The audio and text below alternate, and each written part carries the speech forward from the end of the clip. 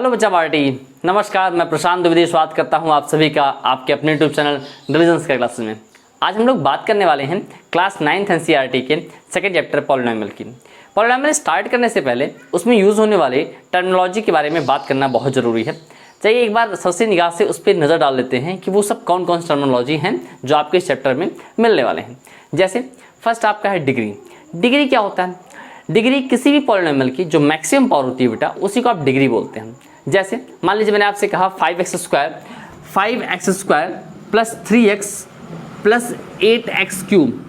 ठीक है, अब ध्यान से देखिए इसकी मैक्सिमम पावर कौन सी है? इसकी मैक्सिमम पावर है 3, इसी को बोलेंगे डिग्री। इससे कोई मतलब नहीं कि वो किस ऑर्डर पे है, मैक्सिमम पावर को बोलते हैं बेटा डिग्री। फिर बात करते हैं कोफिशिएंट की। कोफिशिएंट क्या होता है? अच्छा, कई चीज़ें ऐसी होती हैं जो आपको हिंदी में ज़्यादा समझ में आती हैं इंग्लिश की अपेक्षा, मेरा मानना है। जैसे कोफिशिएंट को ले लीजिए, कोफिशिएंट को हिंदी में बोलते हैं गुणांक। क्या बोलते हैं? गुणांक। अब अगर गुणांक को समझिए थोड़ी सी, अगर आप हिंदी आप जान रहे होंगे, जैसे मल्टीप्लाई को हिंदी में गुणा कहते हैं, अगर आप थोड़ा बहुत इतना जानते होंगे, जैसे बहुत सारे बच्चे हैं जो ये भी नहीं जानते कि मल्टीप्लाई को हिंदी में गुणा कहते हैं, तो अगर आप इतना जान रहे हैं गुणांक, तो जब इसको ब्रेक करते हैं तो आता है गुणा प्लस अंक। क्या आता है? गुणा प्लस अंक, यानी ऐसा अंक जिससे इसका गुणा हो रहा है, जिससे वेरिएबल का गुणा हो रहा है या मल्टीप्लाई हो रहा है, वही होता है आपका कोफिशिएंट। यानी जिस नंबर से आप मल्टीप्लाई कर रहे होंगे वही उसका कोफिशिएंट होगा। जैसे अगर मैं इस पॉलिनोमियल में एक्स स्क्वायर कोफिशिएंट की बात करूं, तो एक्स स्क्वायर के बगल में कौन राइट है? 5 राइट है, यानी 5 का गुणा हो रहा है एक्स स्क्वायर से, यानी मल्टीप्लाई किससे हो रहा है? 5 से हो रहा है, तो 5x स्क्वायर कोफिशिएंट हो गया। ऐसे अगर यहाँ बात करें तो इसमें x का कोफिशिएंट कौन हो गया? 3 हो गया। एक ही पॉलिनोमियल में कई कोफिशिएंट होते हैं। जैसे आपसे पूछा जाएगा, ऐसे क्वेश्चन दिए रहेंगे, आपसे पूछेगा find the coefficient of the x square. आपके एक्स स्क्वायर कोफिशिएंट फाइंड करने रहेंगे, तो आपको बाकी से मतलब नहीं है कि बाकी वेरिएबल्स के बगल क्या लिखा है, बाकी वेरिएबल का मल्टीप्लाई किससे हो रहा है। आपको केवल ये देखना है कि एक्स स्क्वायर मल्टीप्लाई किससे हो रहा है, तो किससे हो रहा है बेटा? 5 से हो रहा है। तो ये हो गया कोफिशिएंट। ठीक, अब बात करते हैं टर्म की। टर्म्स क्या होते हैं? जब भी कभी टर्म की बात की जाए तो एक बात हमेशा याद रखिएगा कि जब भी कभी भी हम 2 वेरिएबल्स या 1 वेरिएबल 1 कांस्टेंट के साथ अगर एडिशन और सब्ट्रैक्शन का ऑपरेशन करते हैं, ध्यान सुनिए मेरी बात, अगर हम एडिशन या सब्ट्रैक्शन करते हैं तब वे नए टर्म फॉर्म करते हैं। जैसे मान लीजिए मैंने आपसे कहा 5 + x या 5 - x या x + y कहा, तो इन सब में देखिए 2 टर्म बन रहे हैं। जैसे x + y ये 2 टर्म हो गया, x - y ये भी 2 टर्म्स हो रहे हैं, 5 + x ये 2 टर्म्स आ रहे हैं। बट अगर मान लीजिए मैं आपसे कहूँ कि 5 × x यानी 5x, तो वो सेम टर्म होंगे, सिंगल टर्म कहा जाएगा। या 5/x हो जाए तो भी वह सिंगल टर्म रहेगा। यानी जब कभी भी 2 वेरिएबल या एक वेरिएबल एक कांस्टेंट एक दूसरे के साथ प्लस और माइनस से लिंक होते हैं तो नए टर्म फॉर्म करते हैं, यानी एक नया पद बनाते हैं। और जब भी कभी वो मल्टीप्लिकेशन डिवीजन के थ्रू लिंक होते हैं तो वे सेम टर्म में काम करते हैं। तो ये हो गया आपका टर्म। अब बात करते हैं एक्सप्रेशंस के। एक्सप्रेशन क्या है? एक्सप्रेशन में जब आपके वेरिएबल कांस्टेंट एक दूसरे के साथ किसी भी मैथमेटिकल ऑपरेशन के थ्रू लिंक हो जाते हैं तो वो आपका एक्सप्रेशन बनता है। जैसे 5 का मल्टीप्लाई अगर x³ से हो जाए तो 5x³, ये एक एक्सप्रेशन हो गया। अगर मैं आपसे कहूँ कि 13/x + y³, तो ये क्या हो गया? ये एक एक्सप्रेशन हो गया। यानी इसमें वेरिएबल और कांस्टेंट एक साथ एक दूसरे से लिंक होते हैं, वे आपके एक्सप्रेशन होते हैं। तो इक्वेशन क्या होता है? अगर बात करें इक्वेशन की, तो इक्वेशन ऐसा होता है जिसमें इक्वल टू का साइन लग जाता है। बस एक्सप्रेशन में इक्वल टू का साइन लग जाए तो आपका वो आपका इक्वेशन हो जाएगा। जैसे मान लीजिए मैंने आपसे कहा 5x² + 3x + 7, ये 5x² + 3x + 7, तो अभी ये एक एक्सप्रेशन है। लेकिन अगर इसी को इक्वल टू 0 कर दिया या इक्वल टू 13 कर दिया या इक्वल टू 19 कर दिया, इज इक्वल टू के साथ किसी नंबर के साथ लिंक कर दिया गया, तो वह इक्वेशन हो जाता है। ठीक है, यानी एक्सप्रेशन में कुछ क्वालिटीज उसकी और बढ़ जाती हैं। ठीक, तो ये इसकी टर्मिनोलॉजी है, डिग्री, कोफिशिएंट, टर्म, एक्सप्रेशन और इक्वेशंस। आप वेरिएबल और कांस्टेंट तो बहुत इजी जानते ही होंगे, उसमें कोई दिक्कत नहीं होगी। अब बात करते हैं कि पॉलिनोमियल क्या है। पॉलिनोमियल की बात की जाए तो आपने स्क्रीन पर डिफिनेशन देख पा रहे हैं, N algebraic expression in which variables have a non negative integral power. यानी एक ऐसा अलजेब्रिक एक्सप्रेशन जिसमें वेरिएबल्स की पावर नॉन नेगेटिव होती है और साथ में इंटीजर होती है, वो होता है आपका पॉलिनोमियल। इसमें कांस्टेंट की पावर के बारे में कोई बात नहीं की है। कांस्टेंट की पावर कैसी रहेगी, नेगेटिव रहेगी, पॉजिटिव रहेगी, इंटीजर रहेगा, कैसा रहेगा, इसके बारे में कोई एक्सप्लेनेशन नहीं दिया गया। मतलब अगर उसकी पावर में कोई चेंजिंग होती है तब भी वो पॉलिनोमियल होगा। हमें पॉलिनोमियल में मतलब इस बात से रहेगा कि उसमें वेरिएबल की पावर कैसी दी गई है। ठीक, आइए बात करते हैं। जैसे अगर मान लीजिए मैंने आपसे कहा 8x² प्लस 3x और प्लस 7, ठीक, मैंने आपसे कहा 8x² प्लस 3x प्लस 7, ये पॉलिनोमियल है कि नहीं। इसको चेक करने के लिए आप पहले ये देखिए कि जो वेरिएबल दिया गया है उसकी पावर क्या है। यहाँ वेरिएबल दिया गया है x², x दिया गया है, यहाँ भी x है, यहाँ पे x की पावर 3 है, यानी एक इंटीजर है और वो भी पॉजिटिव इंटीजर है, उसमें कुछ भी ऐसा नहीं है। अब अगर मान लीजिए इसी में आपको दिया होता है 8x की पावर -2 और प्लस 3x प्लस 7 होता, ठीक है, तो ये आपका नेगेटिव इंटीजर होती पावर, तो यहाँ पे इसकी पावर नेगेटिव इंटीजर होती है, तब ये आपका पॉलिनोमियल नहीं होता। ठीक, अगर मान लीजिए यही आपकी चीज़ें फ्रैक्शन में दी गई होती, इसकी जो पावर है, इसकी पावर दी 2/3 दी होती, कितना दिया होता 2/3, यानी 8x की पावर 2/3 प्लस 3x प्लस 7। तो अगर आप ध्यान से देखिए तो इसकी पावर 2/3 होगी, यानी वो इंटीजर नहीं है। पावर कैसा होना चाहिए, नॉन नेगेटिव इंटीजर होना चाहिए। तो अगर वो इंटीजर नहीं रहा तो यानी ये पॉलिनोमियल नहीं होगा। अब देखिए जैसे आपसे क्वेश्चन कैसे पूछे जाते हैं, डायरेक्ट क्वेश्चन आपसे ऐसे नहीं आते। डायरेक्ट क्वेश्चन आपसे कभी ऐसे नहीं पूछे जाते, उसमें आपको फ्रैक्शन में दे देगा, आपसे दे देगा 13/x² plus 15x plus 19y आपको दे दिया। ठीक है, अब आप देख रहे हैं कि इस पूरे पॉलिनोमियल में पूरा जो आपको एक्सप्रेशन दिया गया है, इस एक्सप्रेशन में कहीं भी आपको निगेटिव पावर नहीं दिख रही है, डायरेक्टली नेगेटिव पावर कहीं नहीं दिख रही है। लेकिन जब तक आप उसको पूरा सॉल्व ना कर लीजिए तब तक आप नहीं जज कर सकते कि पॉलिनोमियल है कि नहीं है। मतलब जैसे आप यहाँ देखिए नंबर दिया गया है, डिनोमिनेटर में यहाँ दिया गया है नंबर x², जब ये न्यूमरेटर में जाएगा तो पावर इसकी नेगेटिव हो जाएगी, यानी ये हो जाएगा 13x टू पावर -2 हो जाएगा और प्लस 15x और प्लस 19y। ठीक है, तो अब अगर पावर नेगेटिव हो गई तो ये पॉलिनोमियल नहीं रहेगा। इस तरीके से आप इस क्वेश्चन को सॉल्व करेंगे। ऐसे ही रूट के भी कॉन्सेप्ट आते हैं, अब इन जो एक्सरसाइज सॉल्व करेंगे तब उन सब चीज़ों को समझाएंगे। ठीक है, तो ये हो गया पॉलिनोमियल। अब हम बात करते हैं कि पॉलिनोमियल को क्लासीफाई कैसे किया गया है। बेसिकली दो आधार पे पॉलिनोमियल का क्लासिफिकेशन किया गया है, पहला अकॉर्डिंग टर्म, दूसरा अकॉर्डिंग डिग्री। इसके अलावा भी कुछ स्पेशल केसेस हैं, उसके बारे में हम लोग बात करेंगे, लेकिन मेनली दो पार्ट में अभी डिवाइड किया गया है। जैसे आप देख पा रहे हैं according term, term according define किया गया है। आप देख रहे हैं 5 टाइप्स के पॉलिनोमियल मैंने आपके स्क्रीन पर राइट कर रखे हैं और 5 टाइप के पॉलिनोमियल मैंने अकॉर्डिंग टू डिग्री के अंतर्गत भी राइट कर रखे हैं। जैसे फर्स्ट केस है आपका मोनोमियल। मोनोमियल क्या होता है, जिसमें सिंगल टर्म होते हैं, जिसमें कितने टर्म होते हैं, सिंगल टर्म होते हैं, उसमें डबल टर्म ना हो। अब मैंने आपको बताया था अभी टर्म के बारे में।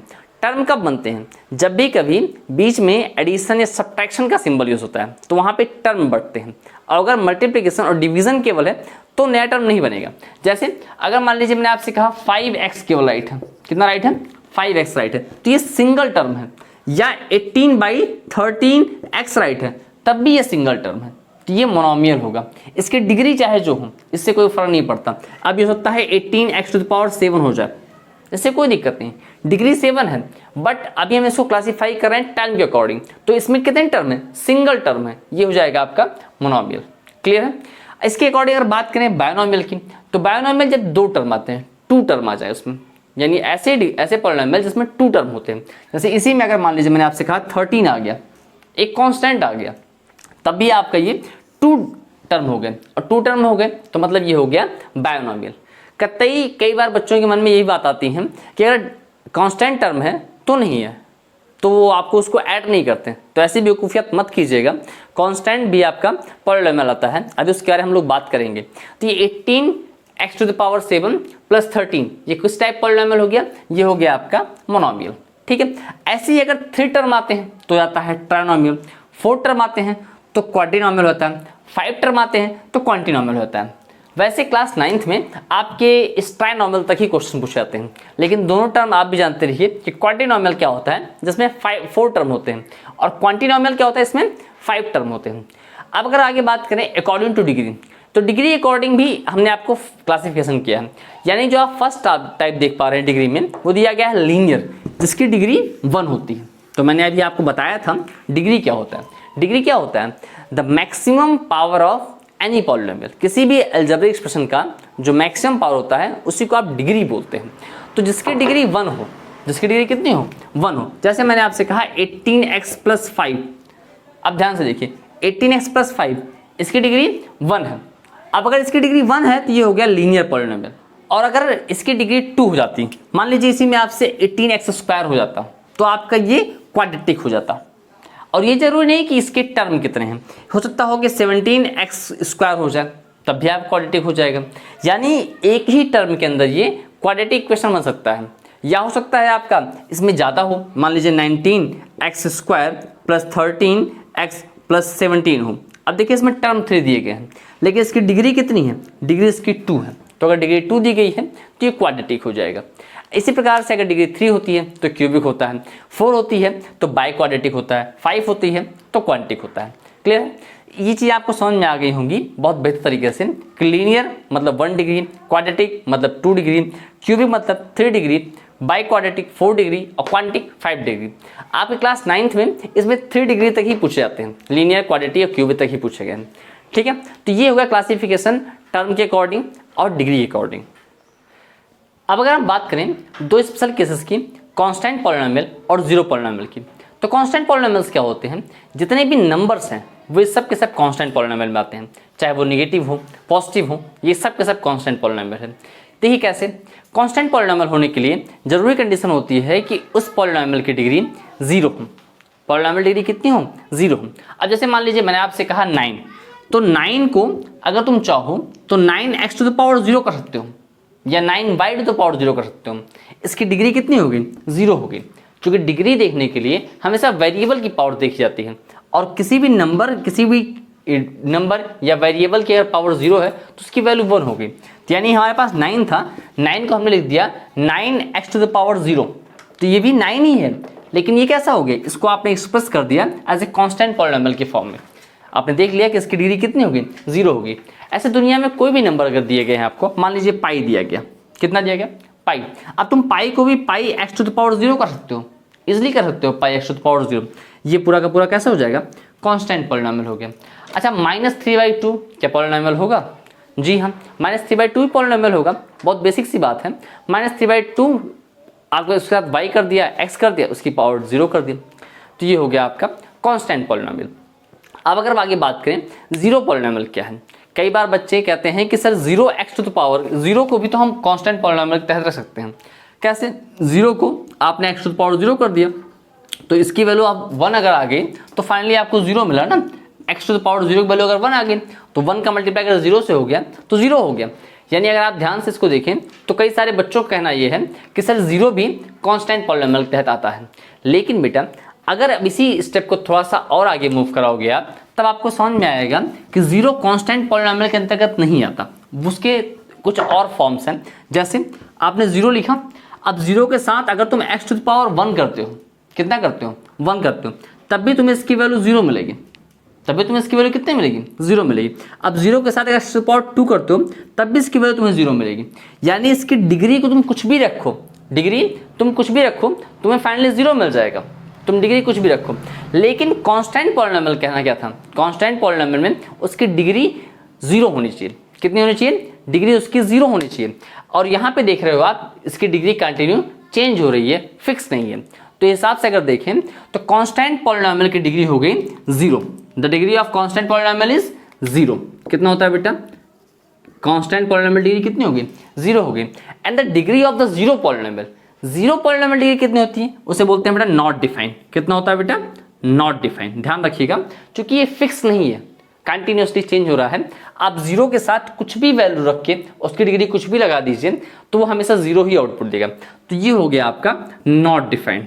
क्या हो गया बाबू, नॉट डिफाइंड हो गया। ठीक है, ये क्वेश्चन कई बार पूछा गया आपके होम एग्जामिनेशन में। क्लियर, तो आइए आगे बात करते हैं एक्सरसाइज 2.1 की। एक्सरसाइज 2.1 में आपसे कह रहा है कि which of the following expressions are the polynomial in one variable. आपको बताना है कि इनमें से कौन सा ऐसा पॉलिनोमियल है जो 1 वेरिएबल में है। State your reason for your answer. आपको अपने आंसर के लिए रीजन बताने हैं। देखो एकदम आसान सा सवाल है, बहुत ही इजी सा क्वेश्चन है। केवल आपको बताना है कौन सा इसमें पॉलिनोमियल है, और वो भी केवल 1 वेरिएबल में। जैसे आप फर्स्ट क्वेश्चन देख पा रहे हैं, फर्स्ट में दिया गया 4x² - 3x प्लस 7। इसमें पॉलिनॉमियल होने के लिए वेरिएबल्स की पावर पॉजिटिव इंटीजर होनी चाहिए। इसमें वेरिएबल्स की पावर 2 और 1 दिया गया है और केवल एक वेरिएबल है, तो यानी ये आपके कंडीशन फॉलो करता है, तो यानी ये आपका पॉलिनॉमियल इन वन वेरिएबल है। ठीक है, तो ये हो गया आपका यस।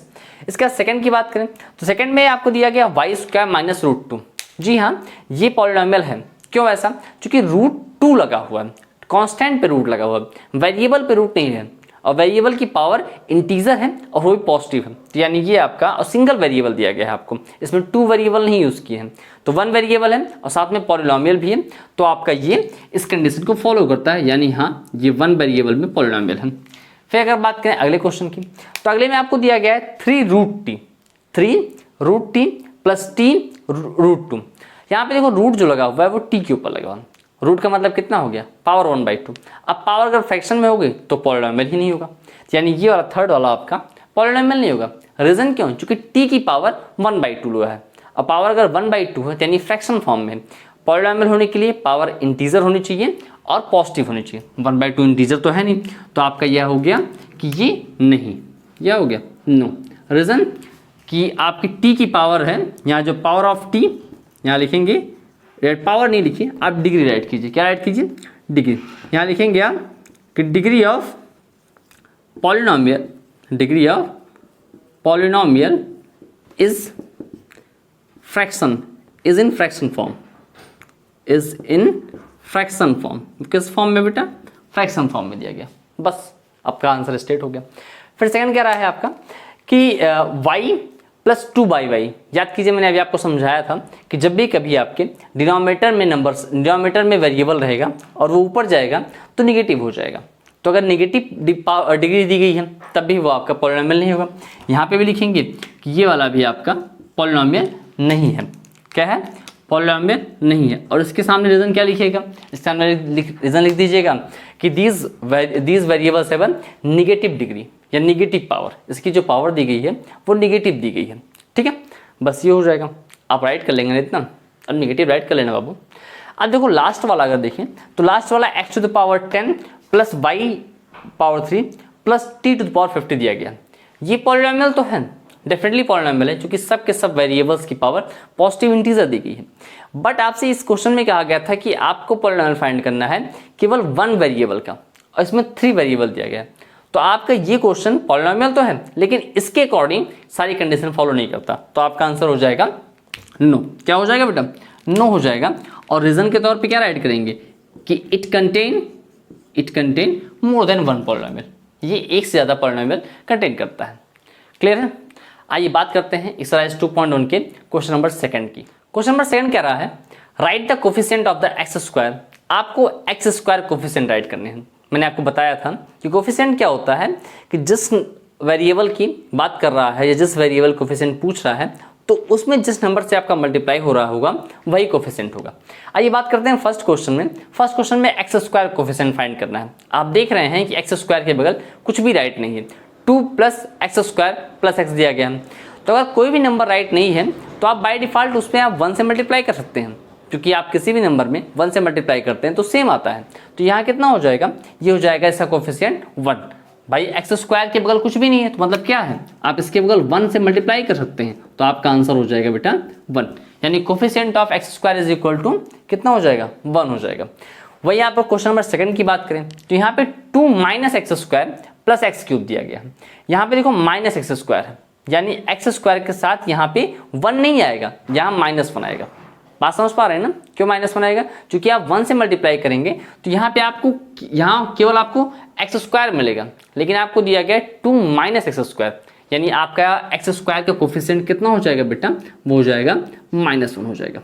ठीक है, क्लियर बात समझ पा रहे हैं? इसके थर्ड पार्ट की बात करें तो दिया गया π/2 x²। अब x² में किससे मल्टीप्लाई हो रहा है? π/2 से मल्टीप्लाई हो रहा है। तो जिस नंबर से आप मल्टीप्लाई करते हैं वही तो कोफिशिएंट होता है ना बाबू। तो इसमें अगर आप ध्यान से देखें तो मल्टीप्लाई हो रहा है π/2 से, तो इसका कोफिशिएंट हो गया बेटा π/2। इज इट क्लियर बेटा? यहाँ तो कोई दिक्कत?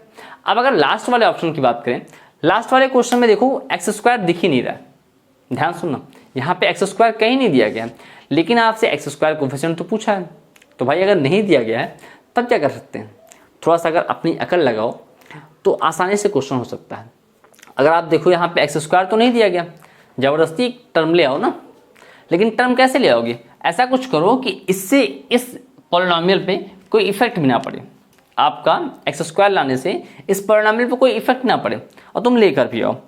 तो उसके लिए क्या कर सकते हो? इसके लिए तुम चाहो तो 0x² कर सकते हो।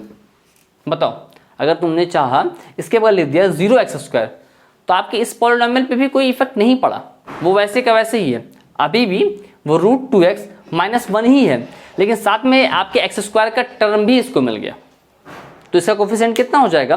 0 हो जाएगा। या मैं आपसे डायरेक्टली कहूँ कि जिसमें आपके अगर वो टर्म पूछ रहा है, जैसे x² का कोफिशिएंट पूछ रहा था, x² नहीं दिया था, तो उसका कोफिशिएंट हो जाएगा 0।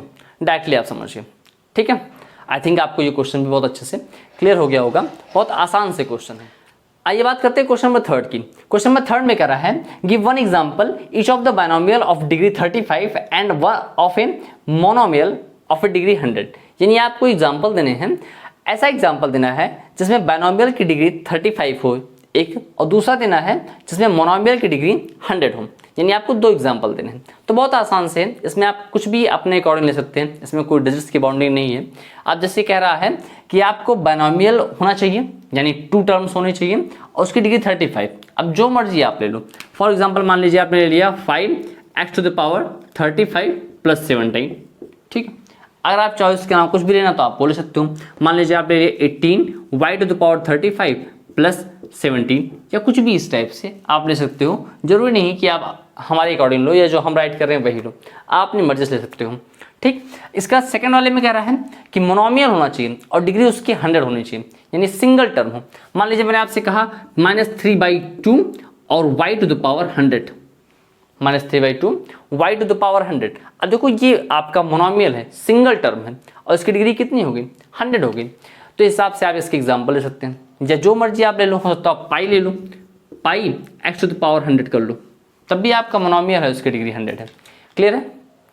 आइए बात करते हैं क्वेश्चन नंबर 4 की। क्वेश्चन नंबर 4 कह रहा है right the degree of each of the following polynomial. दिए गए पॉलिनोमियल्स की डिग्री बतानी है। मैंने आपको बताया है डिग्री बहुत ही आसान सा टॉपिक है, जो उसकी मैक्सिमम पावर होगी वही उसकी डिग्री होगी। चलिए देखते हैं। जैसे आपको फर्स्ट में दिया गया है 5x³ + 4x² + 7x।